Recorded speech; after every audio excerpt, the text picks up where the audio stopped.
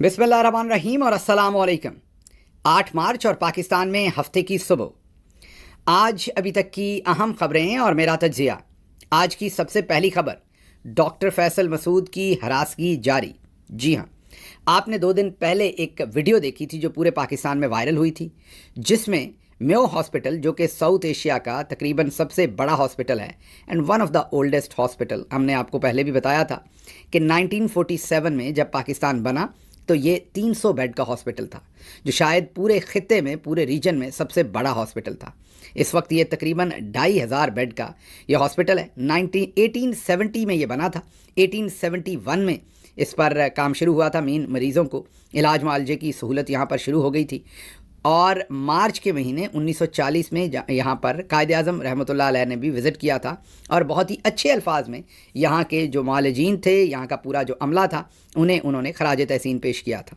लेकिन अब जो इस वक्त पंजाब की जाली झूठी चीफ मिनिस्टर हैं, उनकी वीडियो आपने देखी थी, जो मार्च के ही महीने में उन्होंने मेयो हॉस्पिटल का दौरा किया और एक ऐसे वहाँ के medical superintendent doctor Faisal Masood, जो कि प्रोफेसर हैं और आर्थोपीडिक सर्जन हैं, जिन्होंने 12 फरवरी को पहले ही इस्तीफ़ा दे रखा था, क्योंकि हुकूमत पंजाब उनको ना ही फ़ंड्स दे रही है, ना ही उनको किसी किस्म की तनख्वाहों के पैसे दे रही है। इस वजह से उन्होंने मेडिकल सुपरिटेंडेंट की पोजीशन से अपने आप को इस्तीफ़ा देकर ये रिक्वेस्ट की थी गवर्नमेंट से कि मुझे इससे अलग कर दिया जाए, मैं इस पोजीशन पर काम नहीं करना चाहता। ठीक 24-25 दिन के बाद मरियम नवाज़ खुद पहुंची मेयो हॉस्पिटल और बदतरीन तजलील की डॉक्टर फैसल मसूद साहब की वहाँ पर, या तजलील करने की कोशिश की। तजलील तो खैर उन्होंने अपनी ही की, डॉक्टर साहब की क्या करनी थी, क्योंकि इज़्ज़त और ज़िल्लत अल्लाह देता है। मेरे ख्याल में जो डॉक्टर साहब की इज़्ज़त है उसमें इजाफा हुआ होगा, इस सारी बदतमीज़ी के बाद कम नहीं हुई होगी। लेकिन अब आप कहेंगे ये तो पुरानी खबर है, ये तो आपको पता है। लेकिन अब हम आपको जो असल खबर है वो ये दे रहे हैं कि लगातार पिछले 2 दिन से डॉक्टर फैसल मसूद, जो कि एक सर्जन हैं ऑर्थोपीडिक के, उन पर शदीद दबाव है।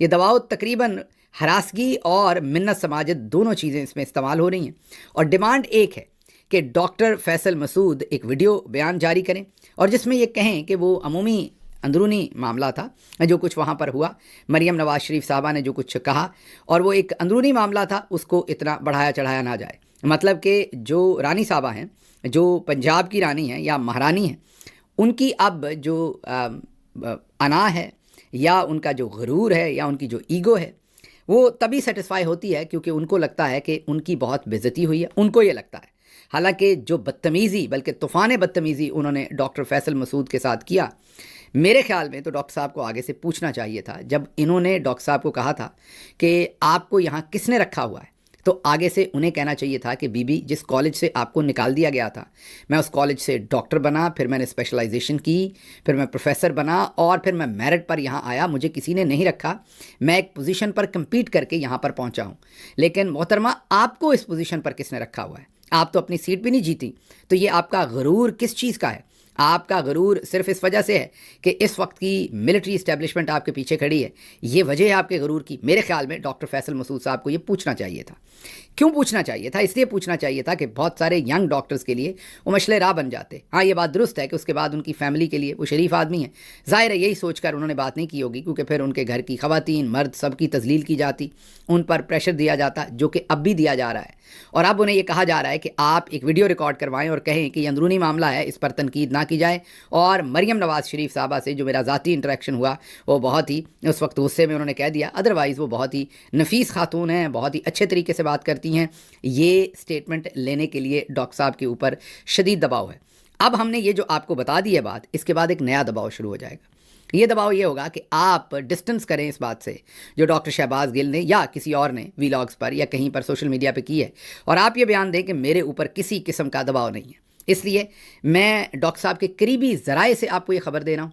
अगर डॉक्टर साहब खुद भी कहें कि मेरे पर कोई दबाव नहीं है, तो मैं उस अपनी ख़बर पर फिर भी डटा रहूँगा, क्योंकि मुझे जहाँ से इन्फॉर्मेशन आई है वहाँ से ये है कि डॉक्टर साहब डटे हुए हैं, लेकिन उन पर शदीद दबाव है, हरासगी हो रही है, बदतमीज़ी की जा रही है कि वो एक वीडियो मैसेज रिकॉर्ड करवाएं। इसके साथ साथ मेरी तवक्को थी कि जितने भी हेल्थ के सर्विसेज के जितनी भी तंजीमें हैं, वो नर्सेज हों, वो डॉक्टर्स हों, पैरामेडिकल स्टाफ के हों, उन सबको, मैं ये तो नहीं कह रहा आपने काम छोड़ देना चाहिए था, हॉस्पिटल का काम ऐसा कि आप छोड़ नहीं सकते क्योंकि आप इंसानियत की खिदमत कर रहे हैं, लेकिन कम अज़ कम आप सबको अलामती हड़ताल पर ज़रूर जाना चाहिए था। آپ سب کو ڈاکٹر فیصل مسعود کے ساتھ ضرور کھڑے ہونا چاہیے تھا۔ اس سے پہلے صحافیوں کو گیگ کیا گیا، نوکریوں سے نکالا گیا، وہ ساتھ نہیں کھڑے ہوئے۔ عدالتوں پر حملہ کر دیا گیا اور عدالتوں کو لوٹ لیا گیا اور وکیل صاحبان جو ہے وہ نہیں کھڑے ہوئے۔ اب آپ معاشرے کا ایک تیسرا اور بہت ہی باوقار شعبہ ہے، جو کچھ مریم نواز شریف جو ایکسٹینشن ہے اس وقت چودھری نظام الدین کی، انہوں نے جو کچھ کیا اس کے بعد ڈاکٹر فیصل مسعود صاحب کو بھی تگڑا رہنا چاہیے، اور وہ ہیں ابھی تک، جس کے لیے ہمارا خراج تحسین۔ دوسرے ڈاکٹرز کو بھی ان کے حق کے لیے ساتھ ان کے کھڑا ہونا چاہیے۔ اب چلتے ہیں اگلی خبر کی طرف۔ اگلی خبر آپ کے سامنے لندن، برطانیہ، آکسفورڈ سے، لندن کہہ دیا، برطانیہ اور آکسفورڈ یونیورسٹی سے رکھنی ہے۔ آپ نے وہ خبر تو دیکھ ہی لی جس میں جناب احسن اقبال صاحب کی بڑے ہی مطمئن طریقے سے، بڑی ہی نفاست کے ساتھ، پروس کے جیسے کہتے ہیں نا، سامنے بٹھا کر بڑی ہی محبت اور پیار سے مطمئن طریقے سے ان کی دھلائی کی گئی۔ عرف عام میں چھترول کہہ دیتے ہیں، لیکن وہ ذرا برا لفظ ہوتا ہے، تو دھلائی ہی ٹھیک ہے۔ اور احسن اقبال صاحب کے پاس اور کوئی چارہ نہیں تھا سوائے مسکرانے کے، اور مسکرا کر اپنی بے عزتی کروانے پہ۔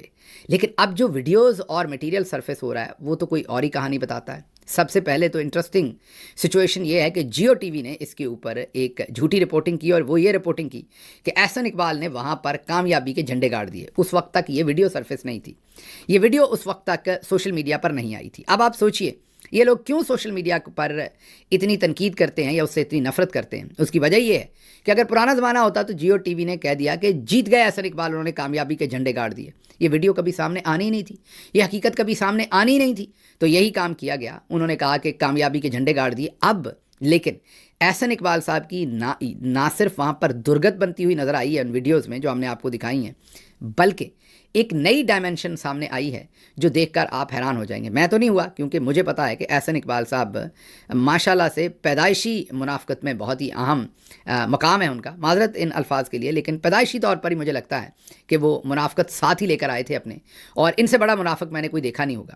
آپ کو یاد ہوگا کہ احسن اقبال صاحب کے اوپر ایک قاتلانہ یا ایک اگریسو قسم کا حملہ ہوا تھا، ان پر گولی چلانے کی کوشش کی گئی تھی، گولی ان کے بازو سے گزری تھی یا زخمی ہوئے تھے۔ ہم سب نے اس کو کنڈیم کیا تھا کیونکہ وہ ایک غلط حملہ تھا، ان پر نہیں ہونا چاہیے تھا، آج بھی سمجھتا ہوں، اور اس کی جتنی بھی مذمت کی جائے وہ کم ہے۔ ہم نے اس وقت بھی مذمت کی تھی، ہم آج بھی مذمت کریں گے۔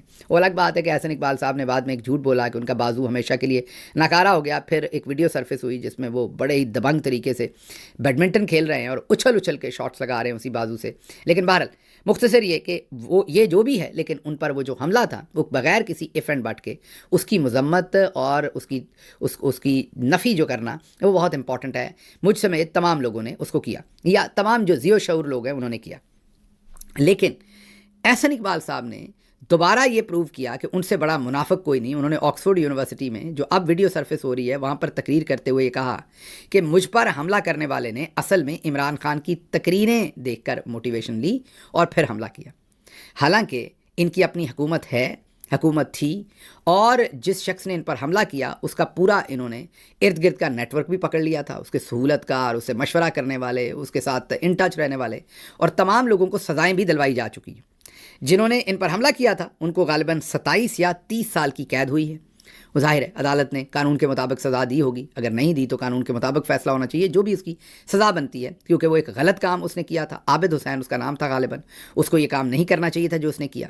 لیکن آپ ذرا غور کیجئے کہ عابد حسین نے ٹیلی ویژن پر اس کا بیان موجود ہے، اس نے یہ بیان دیا تھا کہ جو ختم نبوت کے بارے میں ایک قانون ہے اس کو نون لیگ بدلنے لگی تھی، میں نے اس لیے اس پر حملہ کیا۔ یہ اس کا اپنا، میں یہ نہیں کہہ رہا اس نے ٹھیک، میں تو پہلے کہا کہ اس نے غلط حملہ کیا، نہیں کرنا چاہیے تھا، اس کی مذمت، لیکن میں اب اس کا بیان بتا رہا ہوں کہ اس نے وجہ کیا بتائی حملہ کرنے کی، کہ ختم نبوت پر یہ ایک بل پاس کروا رہے تھے۔ احسن اقبال صاحب کس قدر منافق ہیں کہ یہ برطانیہ کی آکسفورڈ یونیورسٹی میں کھڑے ہو کر کہتے ہیں کہ مجھ پر حملہ عمران خان کی تقریروں کی وجہ سے ہوا، حالانکہ انہوں نے عابد حسین کو بھی پکڑا، سزا دلوائی، اس کے پورے نیٹ ورک کو پکڑا، کہیں پر پی ٹی آئی کے ساتھ کسی قسم کا ریلیشن شپ نہیں نکلا، اگر نکلتا تو انہوں نے آسمان سر پر اٹھا لینا تھا۔ دوسری بات یہ کہ یہ نارووال میں تقریر کرتے ہیں یا پاکستان میں تقریر کرتے ہیں تو عمران خان کو یہودی ایجنٹ کہتے ہیں، لیکن جب یہ آکسفورڈ میں تقریر کرتے ہیں تو عمران خان کو طالبان کہتے ہیں۔ ایک طرف عمران خان یہودی ایجنٹ ہے، دوسری طرف عمران خان طالبان ہے۔ خواجہ آصف جو ہیں وہ بھی عمران خان کو پاکستان میں یہودی ایجنٹ کہتے ہیں، لیکن جب وہ خود امریکہ میں جاتے ہیں تو وہاں پر بیٹھ کر یہ کہتے ہیں کہ ہم لبرل ہیں، مین نون لیگ والے، ماڈریٹ ہیں۔ عمران خان ایکسٹریمسٹ ہے ان ٹرمز آف ریلیجن، اور وہ طالبان کے قریب ہے اور ایکسٹریمزم کے بہت قریب ہے. تو آپ ان کی منافقت کا اندازہ لگا لیں کہ یہ گیلری کو دیکھ کر کھیلتے ہیں. پاکستان میں لوگوں کو بیوقوف بنانے کے لیے عمران خان یہودی ایجنٹ، اور گوروں کو بیوقوف بنانے کے لیے عمران خان طالبان کا ایجنٹ یا طالبان خان.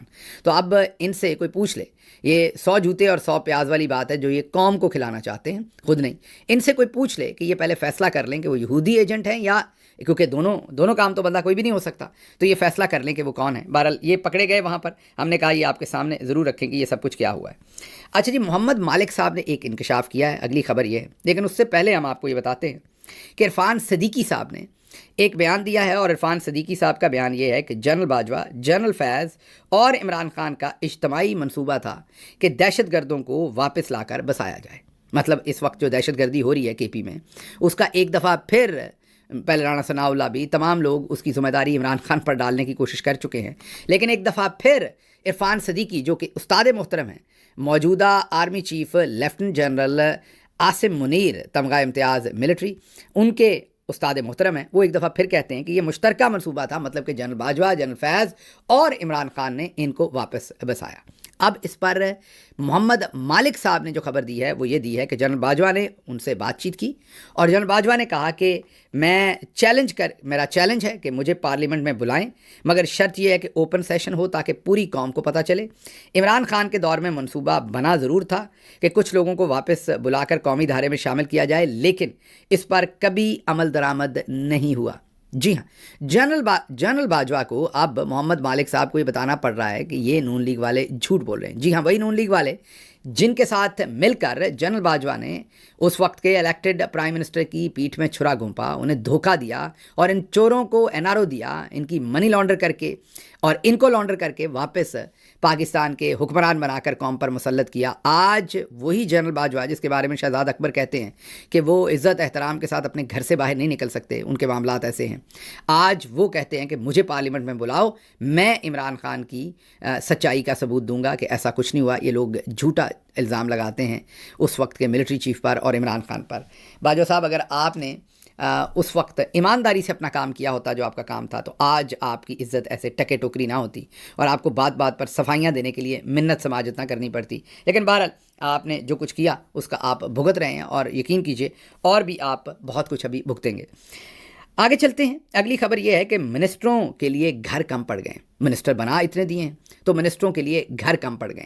اب وزیر اعظم آفس میں ایک خصوصی اجلاس ہوا جس میں نئے بننے والے کچھ منسٹرز نے بڑی شدید لڑائی کی ہے، اور انہیں کیونکہ بڑے گھر سے منسٹر بنایا گیا تو انہوں نے وہاں سے بھی فون کروایا ہے کہ یہ ہمیں گھر دیں، ہمیں منسٹر کالونی میں گھر کیوں نہیں دیتے، ہم نے بھی منسٹر کالونی میں رہنا ہے، ہماری بیگمات زوجہ محترمہ جو ہیں انہوں نے بھی منسٹر کالونی میں رہنا ہے، تو ہم وہاں پر کیوں نہیں رہ سکتے. اس لیے پھر وزیر اعظم صاحب نے ایک میٹنگ چیئر کی اور یہ انسٹرکشن دی کہ نئے آنے والے وزراء جو ہیں ان کو بھی منسٹر کالونی میں ایڈجسٹ کیا جائے. اب میرا ایک مشورہ ہے، آپ پاکستان کے کسی بڑے ہاسپٹل میں چلے جائیے، آپ کو میری بات پہ یقین نہیں آتا تو کسی بھی بڑے ہاسپٹل میں چلے جائیے، آپ کو وہاں پر اکثر کئی جگہوں پر ایک بیڈ پر 2 مریض لیٹے ہوئے نظر آئیں گے. اگر پاکستان کی وہ عوام جن کے ٹیکس کی رقم سے ان کے منسٹر کالونی کے گھر چلنے ہیں اور ان کو تنخواہیں ملنی ہیں، اگر وہاں پر وہ ہاسپٹل میں ایک بیڈ پر 2 مریض ہو سکتے ہیں تو یہاں پر ایک بڑے بنگلے میں 2 وزیر کیوں نہیں رہ سکتے؟ تو ان کو ایک بنگلے میں 2 وزیر کر دیں، اور تو کوئی طریقہ نہیں ہے ان کو. یا پھر اب آپ مہنگے گھر لیں گے اور کروڑوں اربوں روپیہ جو ہے وہ اس کام کے اوپر صرف کریں گے، تو بہتر ہے کہ ایک گھر میں ان 2 وزیروں کو جو ہے وہ رکھ لیں. میرا نہیں خیال کہ ان کی کوئی چیز بھی کم ہو جائے گی. اچھا جی، اگلا بڑا خطرناک بیان ہے فیصل ووڈا کا. ویسے تو اکثر ہی خطرناک بیان دیتے ہیں، لیکن اب انہوں نے ایک اور خطرناک بیان دیا ہے. انہوں نے کہا کہ آگے کی چیزیں ہونے جا رہی ہیں، فوج اگلے 50 سال کا پلان کرنے جا رہی ہے، جمہوریت ختم ہو گئی ہے. یہ فیصل ووڈا کہہ رہے ہیں. P T I, Noon league, کاف لیگ، پی پی سب ڈن اینڈ ڈسٹڈ ہیں، اور اب فوج نے اگلے 50 سال اقتدار سنبھالے رکھنا ہے، اور انہوں نے اس پر پوری پلاننگ جو ہے وہ کر لی ہے. اب یہ فیصل ووڈا بتا رہے ہیں. اب آگے چلتے ہیں، آگے ڈیجیٹل نائی ہیں ہمارے منیب فاروق صاحب. آپ کو پتہ ہے انہیں تمغہ حسن کارکردگی کے لیے بھی نامزد کیا گیا. اس فائل کی کہانی ہم نے بتائی تھی آپ کو. یہ کہتے ہیں کہ اس وقت یہ خوف اس حکومت اور نظام میں ہے کہ کہیں 12 اکتوبر 1999 جیسا کوئی واقعہ نہ ہو جائے.